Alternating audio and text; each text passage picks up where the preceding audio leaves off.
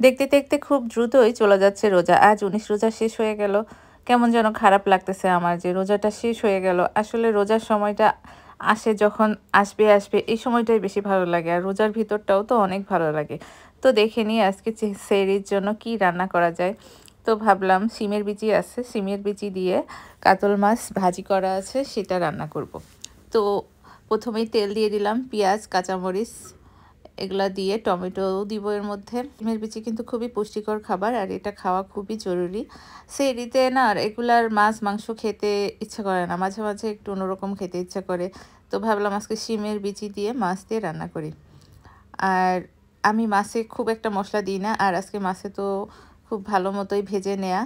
আর এখন দিয়ে দিচ্ছি একটু লবণ, হলুদের গুঁড়া আর দিব সামান্য একটু জিরার গুঁড়া। খুব কম মশলা দিয়েই আমি রান্না করি, তবে এটা খেতে কিন্তু খুব ভালো হয়। আমাদের এলাকায় খুব কম মশলা দিয়ে মাছ রান্না করা হয়। এই যে একটু মরিচের গুঁড়া দিয়ে দিচ্ছি, এটাই ভালো মতো কষিয়ে নেব একটু নেড়ে চেড়ে। এই রান্নাটা সবাই জানেন, তো তারপরেও দেখাচ্ছি কারণ এখন রেগুলার লং ভিডিও দিতে হবে। এত নতুন নতুন রান্না আসলে রোজা রেখে করা সম্ভব হচ্ছে না। তবে রোজা শেষ হলে ইনশাল্লাহ চেষ্টা করব আরও নতুন নতুন আইটেম নিয়ে আসার। তবে আর কি, এখন রোজার মধ্যে নিজেরা যাই খাচ্ছি সেটাই দেখাচ্ছি টুকটাক করে। সারাদিন রোজা রাখার পরে আর রোজা রেখেও নতুন আইটেম বানানো খুব মুশকিল। লবণ দেখা যায় না, কী দেখি হচ্ছে বোঝা যায় না, একটা মুসিবত। এই জন্যই আর কি। আর রাতে ধরেন ইফতার করার পরে শরীরটা ছেড়ে দেয়, মনে হয় একটু শুয়ে থাকি। তারপরেও যেহেতু ভিডিও টিডিও মেক করি তখন আমাকে বসতে হয় একটু ভয়েস ওভার দিতে, এটা করতে সেটা করতে, ঝামেলার আর শেষ নেই লাইফে। তো আপনাদের রোজা কেমন যাচ্ছে? রোজার মধ্যে রোজা থাকতে কিন্তু ভীষণ ভালো লাগে আমার। আমার রোজায় কখনোই খিদা লাগে না বা কষ্ট হয় না, বরঞ্চ রোজা থাকলে আমার কেন যেন মনে হয় শরীরটা পাতলা পাতলা লাগে আর আমি নিজেও অনেকটা সুস্থ থাকি আলহামদুলিল্লাহ। এই তো কথা বলতে বলতে আমার মশলাটা কষানো হয়ে গেছে। এর মধ্যে দিয়ে দিচ্ছি আলু কুচি। আলু কুচি মানে একটু পাতলা করে কেটে নেওয়া। আর টমেটো দিয়ে মশলাটা আগে কষায় নিলাম। আর এখন দিয়ে দিচ্ছি শিমের বিচিগুলা। এই শিমের বিচিগুলা একদমই কচি ছিল, তাই এগুলা খুব নরম ছিল। খুব বেশি সময় লাগেনি রান্না করতে, অল্প সময়ে লেগেছে। কচি সিমের বিচি হলে খুব তাড়াতাড়ি হয়ে যায়। আবার যেগুলো একটু শক্ত থাকে ওগুলো সিদ্ধ হতে অনেক সময় লাগে। তখন আমরা কি করি, মাঝে মাঝে ওগুলো একটু সিদ্ধ করে তারপরে রান্না করতে বসাই দিই, তাহলে যাতে রান্না করতে বেশি সময় না লাগে। তো এটাও কিছুক্ষণ সময় নিয়ে কষিয়ে নিব ভালো মতো।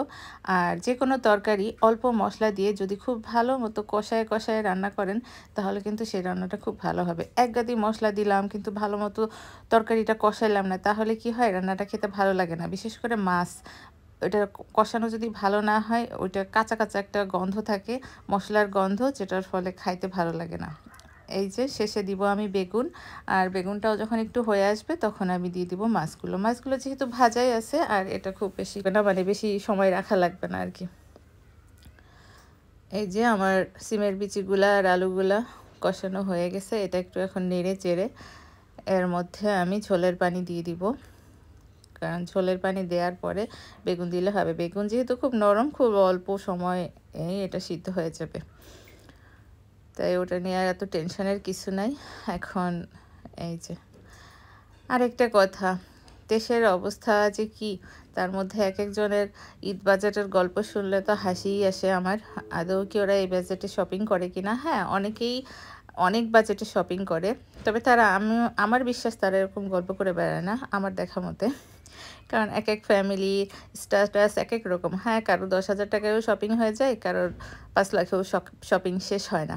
এটা ম্যান টু ম্যান ভ্যারি করেই, এটা স্বাভাবিক। বাট ক্যামেরার সামনে এসে আমি এই কয় জোড়া জুতা কিনলাম এত টাকা দিয়ে, এই কয় টাকা বাজেট আমার কিছুই কিনতে পারতেছি না, এগুলো আমার খুবই হাস্যকর লাগে। যাই হোক, হাস্যকরই হয়ে যায় কারণ এগুলো এমনভাবে ট্রল হয়, সবার কাছে হাসির পাত্রই হয় শেষ পর্যন্ত তারা।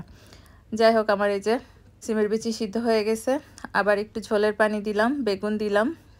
এখন এটা ঢাকনা দিয়ে রাখবো। তারপরে যখন উতরে যাবে ভালো মতো তখন দিয়ে দিব হচ্ছে মাছগুলা। মাছ দিয়ে আর বেশিক্ষণ রাখা লাগবে না, 2-1 মিনিট রাখলেই হবে। আর যদি ধনেপাতা থাকে ধনেপাতা দিয়ে দিবেন। আমার কাছে তখন ধনেপাতা ছিল না, তাই দিইনি। এই তো হয়ে গেল আমাদের সেহরির জন্য মাছ রান্না করা শিমের বিচি দিয়ে। আল্লাহ সবার রোজা কবুল করুক। সবাই সবার জন্য দোয়া করবেন। সুস্থ থাকবেন, ভালো থাকবেন। আল্লাহ হাফেজ।